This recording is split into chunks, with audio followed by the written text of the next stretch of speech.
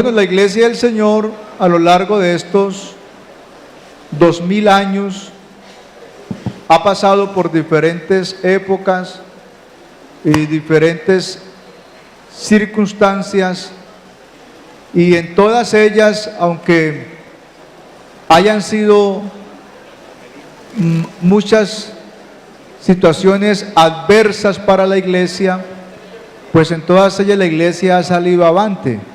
Y hoy, después de 2000 años, la Iglesia está en un nivel realmente maravilloso, porque Dios ha venido perfeccionando la obra que Él un día comenzó.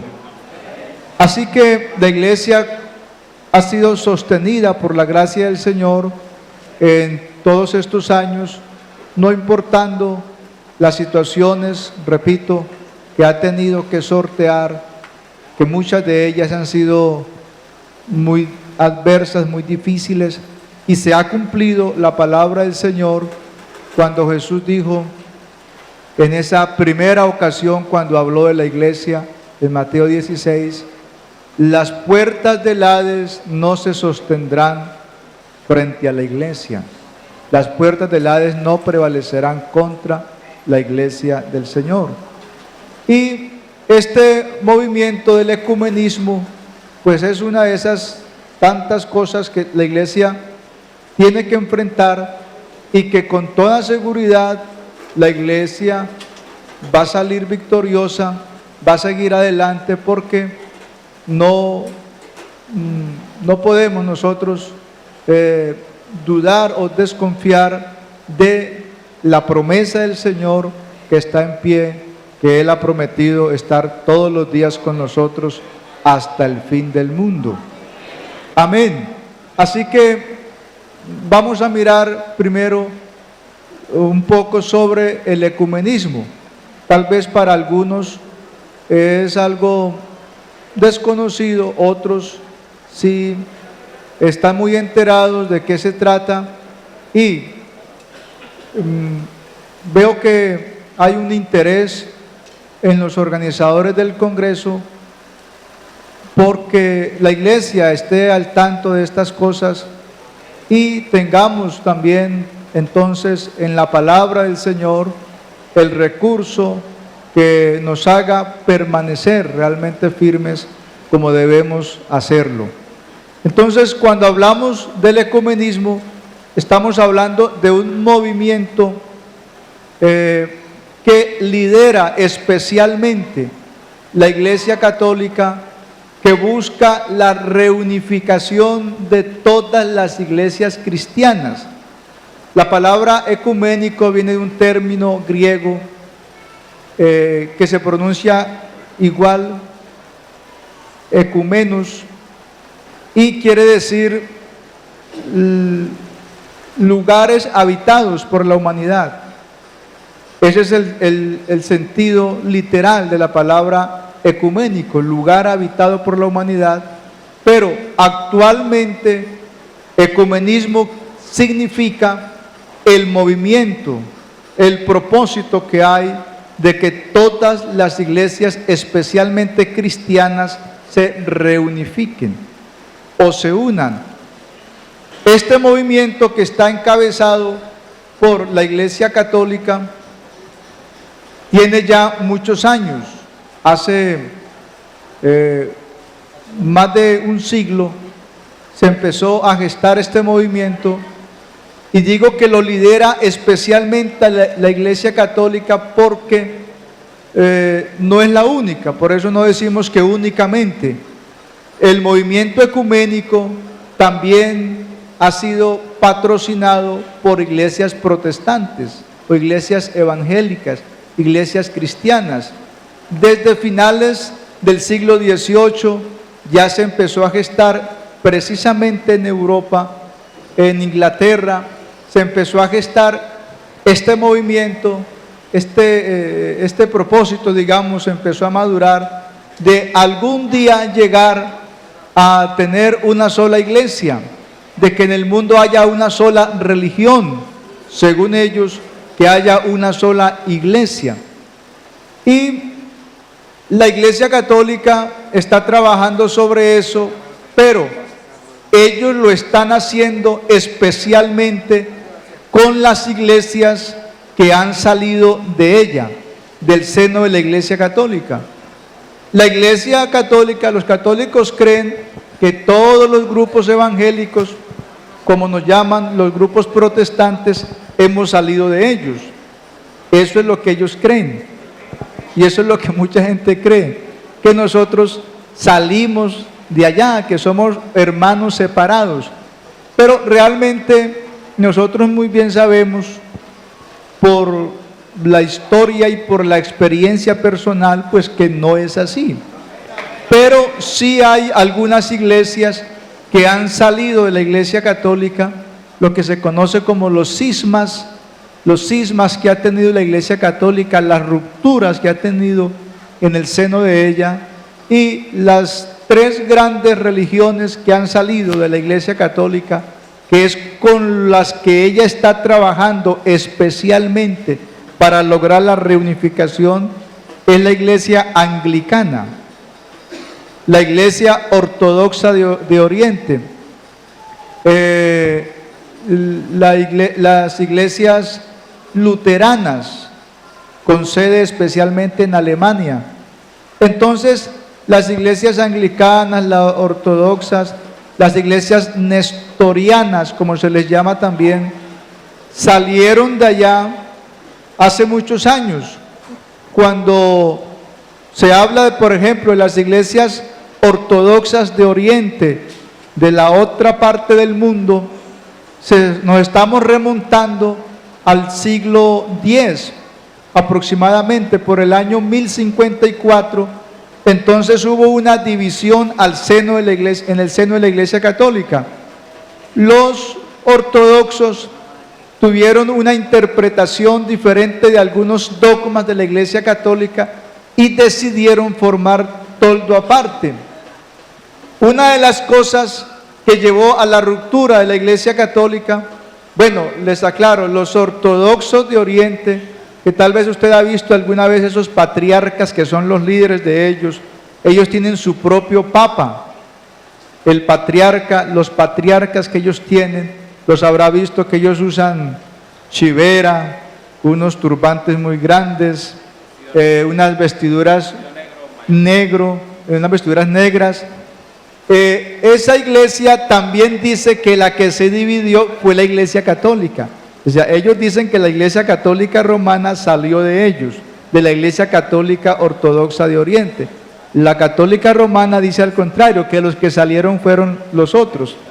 Mire, una de las cosas que llevó a la división entre esas dos iglesias, cualquiera haya sido la que se dividió, de la que haya sido, da igual, porque igual lo sustancial de la doctrina de ellos se mantiene. Pero una de las cosas que llevó a la ruptura fue la doctrina sobre la Virgen. Resulta que ellos van más atrás. La Iglesia Católica afirma que la Virgen es la Madre de Dios. ¿Y de dónde la Iglesia Católica desprende o deduce? La Iglesia Católica tiene, como muchas otras religiones, tiene muchas deducciones. Nosotros no tenemos deducciones porque no está bien hacer deducciones de la Escritura, porque a veces las deducciones riñen contra la doctrina del Señor. Nosotros lo que tenemos en la Biblia es afirmaciones, declaraciones, porque la Biblia es un libro de declaraciones.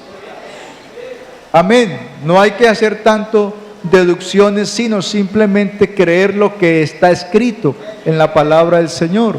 Una deducción de la Biblia es válida siempre y cuando no riña contra la misma Biblia. Entonces, de pronto habrán deducciones, algunas que pueden ser coherentes con el resto del mensaje bíblico. Pero volviendo a lo de la Iglesia Católica, y lamento mucho tener que nombrar tanto una denominación, porque entre nosotros tenemos como práctica ética no hacer referencia a denominaciones, pero en este caso, en este tipo de eventos y para este tema en particular, pues hay que hacerlo, inevitablemente hay que hacerlo. Así que como estamos entre pentecostales, pues ninguno se va a incomodar. Y si tenemos un amigo que no es pentecostal y es católico, pues nos disculpa por favor, pero yo creo que usted entiende dónde fue que se metió. Entonces, la Iglesia Católica afirma que la Virgen es la Madre de Dios. ¿De dónde les vino la idea? Ellos creen pues que Dios, que Jesucristo, aunque no lo reconocen como el único Dios verdadero, sí creen que Jesucristo es Dios. Y entre los católicos entonces hubo esa posición teológica de la divinidad de Jesucristo. Entonces eran monofisistas, es decir, no creían sino en una naturaleza única de Jesús. Entonces no creían en que Jesús tenía dos naturalezas, sino que tenía una sola naturaleza, la divina. Entonces hace una deducción lógica. Si Jesús no tenía dos naturalezas, la humana y la divina, sino que tenía solamente la naturaleza divina, en conclusión, entonces la Virgen María es la Madre de Dios. Pero los ortodoxos se separaron, entre otras cosas, porque ellos sí creían que en Jesús habían dos naturalezas, la humana y la divina. Claro, trinitarios, pero cuando se refieren a Jesús, los ortodoxos creían y creen que Jesús tiene dos naturalezas. Entonces, en conclusión, para ellos, María no es la Madre de Dios. Mire el problema para los que creen, a propósito, para los que creen que Jesús es 100% divino y no le reconocen su humanidad. Porque ese fue el pensamiento católico. Entonces, si Jesús es 100% divino, tiene una sola naturaleza, entonces la Virgen sí viene siendo la Madre de Dios. Pero no, los ortodoxos de Oriente, ellos creen que Jesús tiene dos naturalezas, la humana y la divina. Bueno, nosotros también creemos lo mismo. Nosotros creemos en las dos naturalezas de Jesús. Naturaleza, no naturaleza en cuanto a su origen, sino en cuanto a que es perfecto hombre y verdadero Dios. Entonces ellos se empezaron a distanciar porque para ellos entonces la Virgen no es la Madre de Dios, es la Madre de la humanidad, del hombre, es la Madre de Jesús, el hombre, no es la Madre de Dios. Nosotros creemos que Jesús es Dios, pero no aceptamos que la Virgen sea la Madre de Dios, porque para nosotros, según la Biblia, Dios no tiene papá ni mamá. Dios es eterno, es infinitamente grande. Bueno, entonces por ahí se empezaron a distanciar. Otra de las diferencias dogmáticas o teológicas, diría mejor, de ellos, es que los católicos creen que el Papa es la cabeza visible de la Iglesia y que es el sucesor de Pedro y que entonces es el vicario de Cristo en la tierra y es el sumo pontífice. Los ortodoxos rusos no les gustaba esa figura, como a los anglicanos también. Los anglicanos es la Iglesia Católica de Inglaterra, es el mismo catolicismo inglés, pero ellos tienen una organización aparte. Pero en ese punto ellos también dejaron de reconocer al Papa como la cabeza visible de la Iglesia en la tierra, el vicario de Cristo en la tierra. Los ortodoxos dijeron no, nosotros no reconocemos al Papa como nuestro líder en la tierra, como el representante de Dios en la tierra, como la cabeza visible de la Iglesia. Entonces se separaron después de muchos años, muchos siglos de discusiones, de congresos o encuentros ecuménicos, tratando pues de conciliar las dos posiciones, pero esas dos posiciones fue irreconciliable. Entonces formaron toldo aparte. Repito, cada uno dice que el otro fue el que se dividió. Claro que parecido hemos estado nosotros, ¿no? Pero no vamos a tocar ese tema. Porque hay unos hermanos que dicen que los divididos somos nosotros. Y nosotros hemos dicho que los divididos son ellos. Pero ese es tema aparte. Los anglicanos también se separaron de la Iglesia Católica porque ellos dejaron de adorar a los santos, digamos, a los ídolos. Sí reconocen que hubo santos y efectivamente ellos se reconocen como santos, como un pueblo santo, pero no adoran imágenes en la misma manera como lo hacen los católicos. Tienen ciertas imágenes, pero argumentan ellos que lo hacen con fines pedagógicos, con el ánimo solamente de ilustrar, de enseñar, pero no de venerarlos ni de invocarlos. Entonces, hubo esos dos cismas grandes de la Iglesia Católica, la separación de los ortodoxos de Oriente y la Iglesia Anglicana de Inglaterra. Ellos tienen una organización aparte, tienen su propio papa, digamos. El obispo de Canterbury, creo que es la ciudad inglesa, donde hay un obispo que es el jefe de ellos. Con esas iglesias y la iglesia luterana, que se le atribuye su origen en Alemania a mediados del siglo XV, cuando la reforma protestante de Lutero, que Lutero, si bien es cierto, se separó, se distanció doctrinalmente de la Iglesia Católica, pues si bien es cierto eso, también lo es el que muchas de esas doctrinas de Roma, de la Iglesia Católica, Apostólica y Romana, se siguieron conservando en la Iglesia de Lutero. Así que Lutero no fue que se volvió 100% cristiano, abandonó muchas cosas del catolicismo, pero siguió conservando otras. Por ejemplo, el bautismo de niños. Lo sustancial de la doctrina de Lutero que lo separó de la Iglesia Católica fue que Lutero reconoció que la justificación del hombre es por la gracia del Señor a través de la fe. Lutero desarrolló esa doctrina y ese es el fuerte del movimiento luterano. Reconocer que la salvación no es por obras, que vender indulgencias es un negocio, es un negociazo. Y entonces él profesó que la salvación o la justificación es por gracia, justificados por la gracia a través de la fe. Y los 4 puntos, digamos, sobre los que se soporta la doctrina luterana es sola fe, sola escritura, sola fe, sola gracia, solo Cristo. Ese es el luteranismo, tiene esos 4 puntos cardinales, digamos, de su doctrina. Sola escritura, sola fe, sola gracia, solo Cristo. Claro, eso suena muy bonito, pero en la práctica se quedaron con muchas cosas de Roma. Entonces, con ellos es que la Iglesia Católica especialmente está trabajando lo del ecumenismo.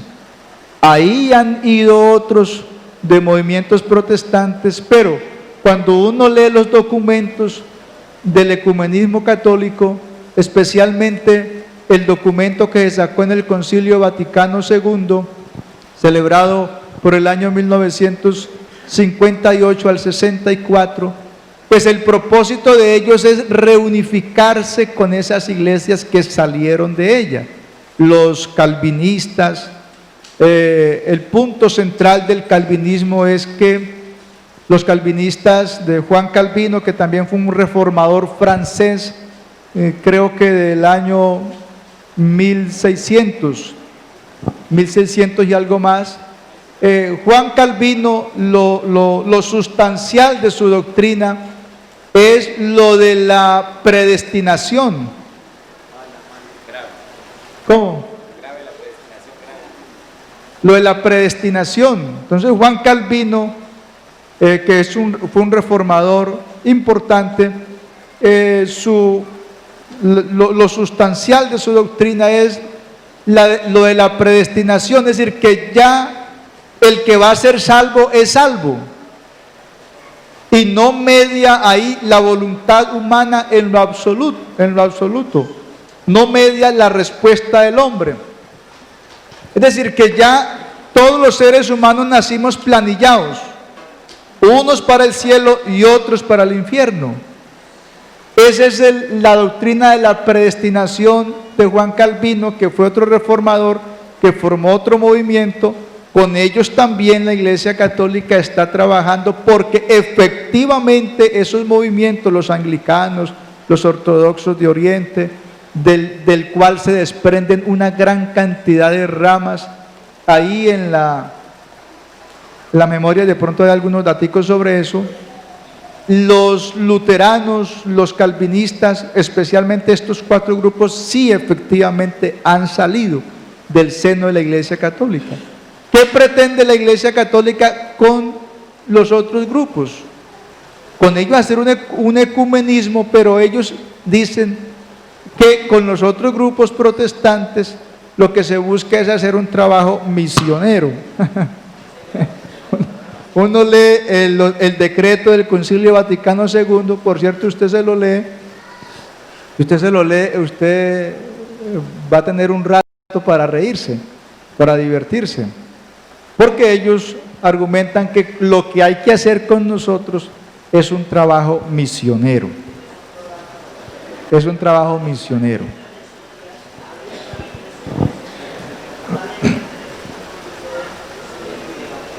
Hacer un trabajo de evangelización con nosotros.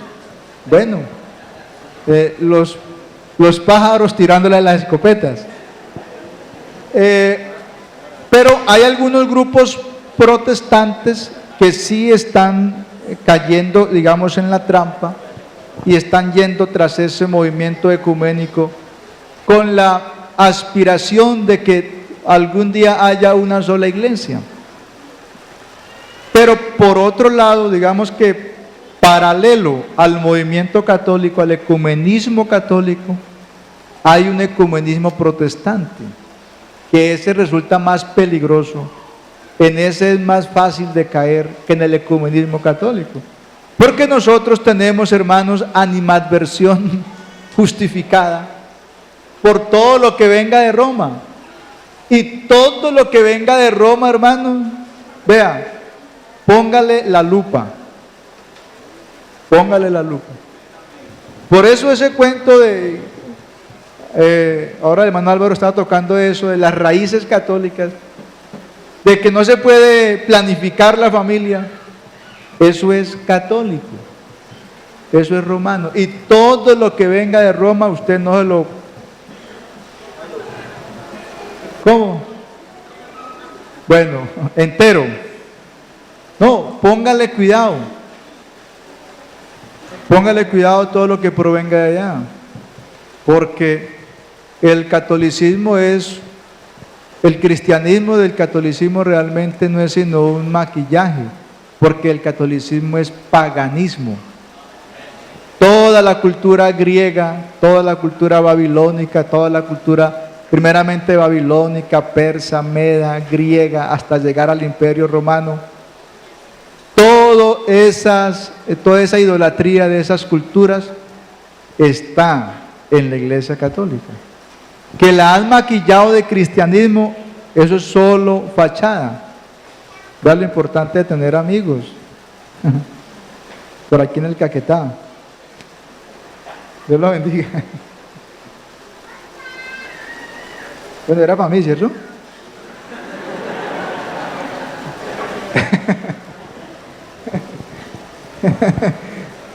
Entonces,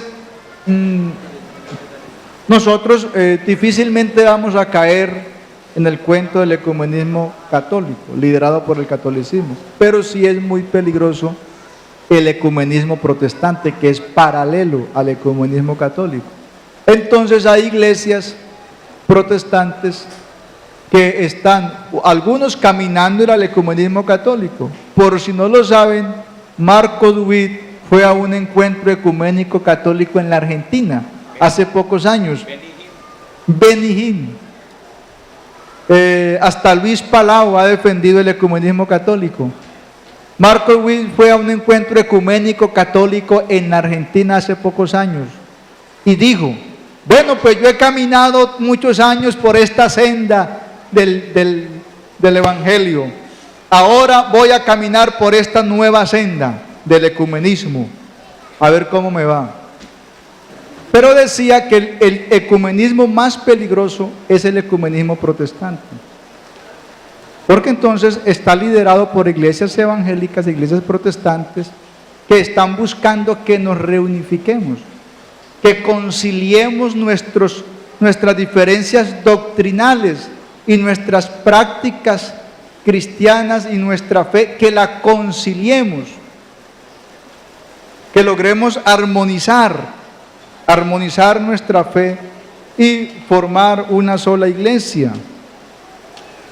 Pues bueno, nosotros estamos dispuestos a que seamos una sola iglesia, todo el que venga a los pies de Cristo y acepte la doctrina del Señor.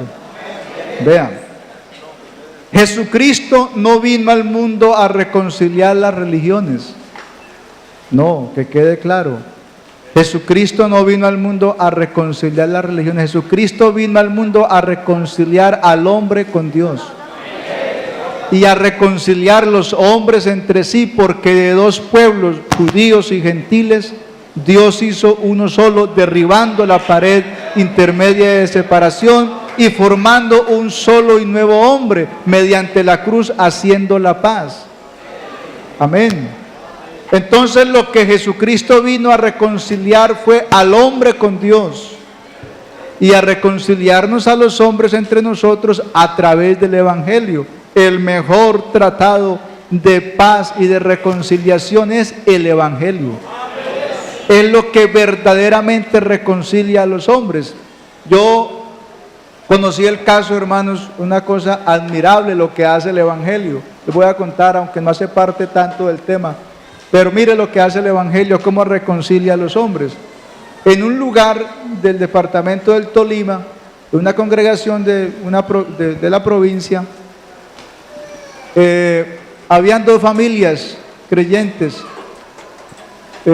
Y la historia dice que cada una tenía pues hijos ya grandes creyentes, y de cada una se apartó un muchacho del Señor. Se apartó un hijo de la familia X y un hijo de la familia Y. Y cuenta la historia que esos muchachos se descarriaron y en una parranda por allá con tragos y todo eso, hubo una pelea y el uno mató al otro. Un descarriado mató al otro. Ambos hijos de familias cristianas. Bueno, eso fue un caso muy lamentable, pero fue muy bonito ver al siguiente culto que ellos vinieron, las familias, al siguiente domingo que vinieron, ver que entraron las dos familias y se sentaron en la misma banca en la escuela dominical. Eso no lo hace sino el Evangelio, porque usted se imagina eso en otro escenario. Entonces, Jesucristo vino a reconciliar al hombre con Dios, no a formar una colcha de retazos de todas las religiones. Jesucristo lo que trajo fue un mensaje para que el hombre lo crea y se salve.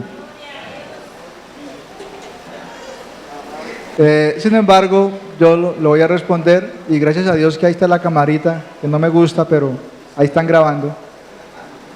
Vean, aunque me pidieron que hablara del ecumenismo, yo, por aquí al final de la memoria, usted va a encontrar que trato del denominacionalismo y el sectarismo. Ahí lo metí.